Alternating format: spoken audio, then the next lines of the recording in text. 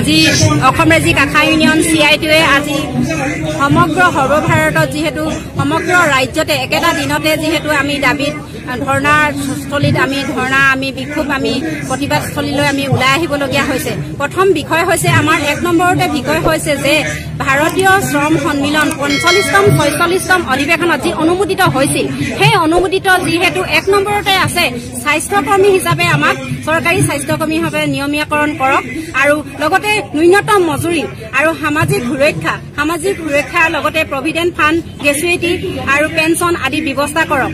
আজি সেই ৪৫তম আৰু ৪৬তম অধিৱেশনৰ যি অনুমোদিত হৈ যোৱা আজি কিবা বছৰো হৈ গ'ল, কিন্তু আজি চৰকাৰী কৰ্মচাৰী হিচাপে আমাৰ আশাকৰ্মীসকলক আমি দাবী জনাইছো যে চৰকাৰী কৰ্মচাৰী হিচাপে আমাক স্বীকৃতি দিয়ক, লগতে ন্যূনতম মজুৰি দিয়ক আৰু লগতে সামাজিক সুৰক্ষা দিয়ক। আৰু সামাজিক সুৰক্ষা দিয়াৰ লগতে ন্যূনতম মজুৰিটো হৈছে এটা দীৰ্ঘদিনীয়া সময়। ঠিক আছে, ন্যূনতম মজুৰি দীৰ্ঘদিনীয়া সময় আমি সকলোৱে গম পাওঁ, কিন্তু সেই দীৰ্ঘদিনীয়া সময়ৰ আগত তেওঁলোকেতো ঠিক আছে আশাকৰ্মীসকলক অন্য ৰাজ্যৰ দৰে যিহেতু মাননি যিহেতু মাহেকত আমাক কি কৰে ১০০০ টকা আমাক ৰুটিন এক্টিভ হিচাপে মাননি দিয়ে। সেই মাননিটো আমাৰ ১০০০ টকাতে আমাৰ সীমাবদ্ধ হৈ থাকিলে আজি অন্যান্য ৰাজ্যত সেই ১০০০ ঠাইত আজি বহু হাজাৰ বৃদ্ধি হৈছে। আমি অন্যান্য ৰাজ্যত যেনেকৈ ১০,০০০ অতিক্ৰম কৰিছে তেনেকৈ আমি চৰকাৰক দাবী জনাইছো যাতে সেই ন্যূনতম মজুৰি নিৰ্ধাৰিত নোহোৱালৈকে অন্ততঃ আমাক অসম চৰকাৰে আমাক সন্মানজনক মাননি হিচাপে আমাক দিয়াৰ ব্যৱস্থা কৰক। লগতে আজি অন্যান্য ইনচেন্টিভৰ ক্ষেত্ৰতো বাকী ৰাজ্যৰ তুলনাত আমাৰ অসমৰ আশাকৰ্মীসকলে আমি যিখিনি ইনচেন্টিভ দিয়া হয় তাৰো আমি মাননি একেবাৰে একদম ন্যূনতম মাননি, যিহেতু অন্যান্য ৰাজ্যত সেই মাননিবিলাক বহুগুণে বৃদ্ধি হৈছে। আমি চৰকাৰক আমি অনুৰোধ কৰিছো যাতে যিহেতু অন্যান্য চৰকাৰে যিদৰে মাননি বৃদ্ধি কৰিছে আমাৰ চৰকাৰখনেও যাতে সন্মানজনক মাননি দি আমাৰ যিখিনি ইনচেন্টিভ আছে সেই ইনচেন্টিভৰ মাননিও বৃদ্ধি কৰে। লগতে আমাৰ যিহেতু স্বাস্থ্য বিভাগৰ ২০০৬ চনৰ পৰা আমাক আশাকৰ্মী হিচাপে স্বীকৃত দি প্ৰথমতে আমাক ৩টা কামত আবদ্ধ ৰাখিছিল। আমি দাবী জনাইছো চৰকাৰক যে আজি 3টা কামতে আবদ্ধ নাৰাখি স্বাস্থ্য সেৱিকা নাম দি বৰ্তমানে আমাক 100ৰ ওচৰ পাইছে। আমি দাবী জনাইছো যে আমি বৰ্তমানে স্বাস্থ্য সেৱিকা নহয়, আমি স্বাস্থ্য কৰ্মী হিচাপে আমি দাবী জনাইছো আমাক স্বাস্থ্য কৰ্মী হিচাপে আমাক স্বীকৃত দিয়ক। লগতে চক স্বেচ্ছাসেৱিকা মিন্স কি?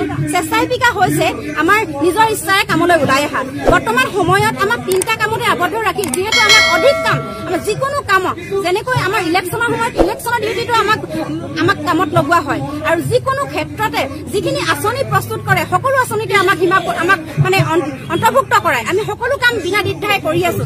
আমি সেই গতিকে আমাৰ সকলো কামৰ আমাৰ শাৰীৰিক আৰু মানসিক হিচাপে বহনক্ষম হ'ব লাগে। আমি অনুৰোধ জনাইছো চৰকাৰক যে আমাৰ যি আশাকৰ্মীয়ে যিখিনি আমি ওজন ল'ব পাৰো সেইখিনি ওজনত আমাক কাম দিয়াৰ ব্যৱস্থা কৰক আৰু লগতে আমি স্বেচ্ছাসেৱিকা নহয় আমাক স্বাস্থ্যকৰ্মী হিচাপে স্বীকৃতি দিয়ক। আজি দেখক চক আজি আমাক এগৰাকী ইউনিফৰ্ম আমাক এযোৰ ইউনিফৰ্ম দি এটা ছাতি দি এটা মোবাইল দি আৰু আমাক এখন চাইকেল দি সেই কাহানিতে চাইকেল দিলে তথাপিতো আমাক বছৰত এযোৰ ইউনিফৰ্ম দি আৰু মাহেকত আমাক যিখিনি আমি কাম কৰো কামৰ আমি যিখিনি তালিকা আমি যিখিনি আমি সংগ্ৰহ কৰো মাহেকৰ এটা তাৰিখত আমাক সেইখিনি আমাক হিচাপ পত্ৰ লোৱা হয়।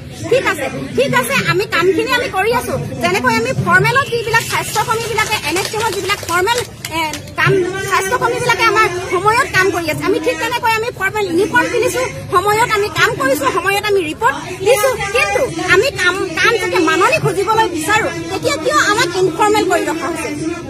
আমি অনুৰোধ জনাম যে যিহেতু আমাৰ কামটো কেতিয়াও আমাৰ অস্থায়ী নহয়, আমাৰ স্থায়ী কাম যিহেতু ভাৰতীয় শ্ৰম সন্মিলনতো আমাৰ অনুমোদিত যিটো কাম 12মহীয়া হয়, যিটো কাম মানে 12 মাহে চলি থাকে সেই কামটো কেতিয়াও অস্থায়ী হ'ব নোৱাৰে। যিহেতু সেই 12মহীয়া কামখিনি যদি স্থায়ী হয় কামখিনি কৰা কৰ্মীজনী কেনেকৈ অস্থায়ী হ'ব পাৰে?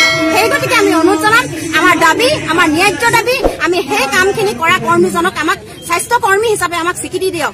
আমি এই প্ৰেক্ষাগতৰ পৰা আমি সকলোকে চৰকাৰক আমি সকলোৱে আমি জনাব খুজিছো যে আজি আমাৰ আন্দোলনৰ সৰ্বভাৰতীয় আন্দোলনৰ আমাৰ প্ৰথম পদক্ষেপ আমি আগন্তুক দিনত আমাৰ যদি দাবী পূৰণ নহয় আগন্তুক দিনত আমাৰ কাৰ্যসূচী ৰূপায়ণ কৰি যাম। আগন্তুক দিনত আমাৰ নৱেম্বৰত আমাৰ যিহেতু সৰ্বভাৰতীয়ভাৱে যি আমাৰ পাৰ্লিয়ামেণ্ট আন্দোলন বিক্ষোভ কাৰ্যসূচী হ'ব আমি তাতো আমি অসমৰ পৰা যোগদান কৰিম আৰু ইয়াৰ লগে লগে আমি আগন্তুক 25 চনত আমি সকলো চৰকাৰক বিষয়ববীয়া চৰকাৰক আমি জনাব খুজিছো যে আমাৰ যদি দাবী পূৰণ নহয় তেতিয়া আমি আগন্তুক 25 চনত আমি ধৰ্মঘট কৰিবলৈ আমি বাধ্য হ'ম।